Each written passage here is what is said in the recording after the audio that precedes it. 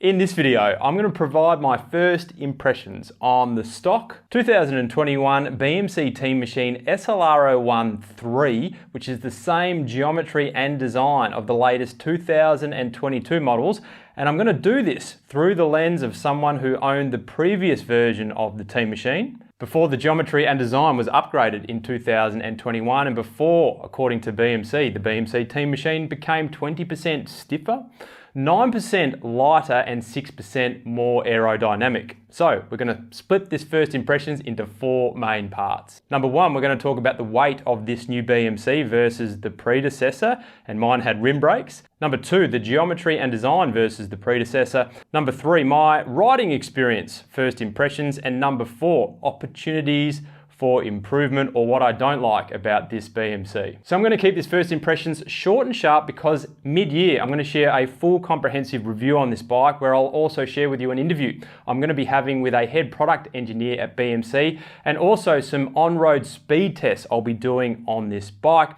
But just know before we get into the first impressions, I do own this BMC Team Machine, and if you want the full story on that, I'll link it up there. So number one is the weight of the BMC Team Machine. So this BMC Team Machine SLR01-3 54 centimeter, which comes in at 10,500 AUD with SRAM Force Access 12 speed and DT Swiss Spline 35 millimeter carbon disc rims, which is acclaimed to weigh 7.6 kilograms on BMC's website, comes in at 7.635 kilograms. That's without pedals, but with the BMC mount and integrated bottle cages. The only difference on this bike in terms of stock is the saddle. I've got a Specialized tube there versus what it comes with, which is a physique saddle. Now, if we compare that weight to the predecessor at 54 centimeter with rim brakes, and that's Ultegra mechanical on that bike, with MV 3.4 carbon clinches, we have a weight difference of 200 grams. Number two is the geometry and design. Geometry wise, comparing this 54 centimeter versus its predecessor 54 centimeter,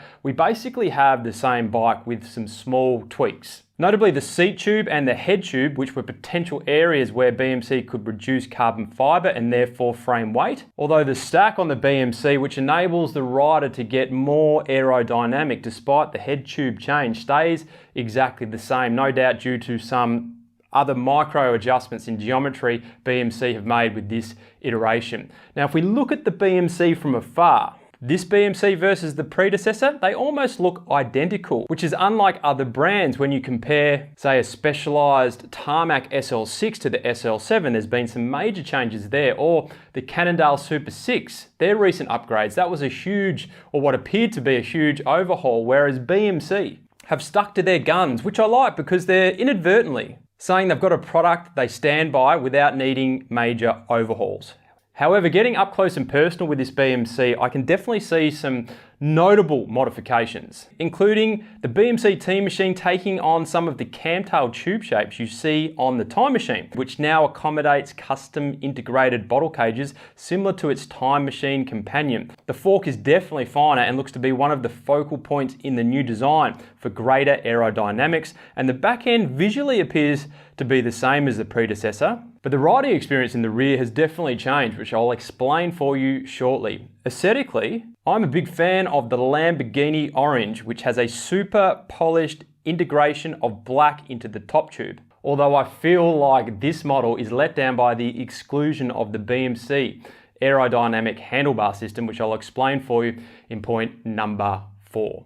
Point number 3 is my riding experience. So owning the previous model of the BMC Team Machine, external to price, I felt like there was two areas that let that bike down. I was a huge fan of it, but there were two things in particular that I didn't so much like. Number one was I felt like there was just too much softness in the back end of the BMC. In fact, a lot of users, including myself, complain of a sensation of having a flat tire when riding on harsher roads. And number two, I felt like the BMC was missing an edge. And that edge was speed or aerodynamics. While it certainly wasn't a slow bike, for me getting on, say, a Tarmac SL6 or a Cannondale Super 6, I would instantly feel more aggressiveness, more aerodynamic advantages being on those all-round race bikes over the previous BMC. But can I say, after riding this BMC Team Machine for a few weeks now, Any negativity I had surrounding the BMC has mostly been swallowed up by improvements.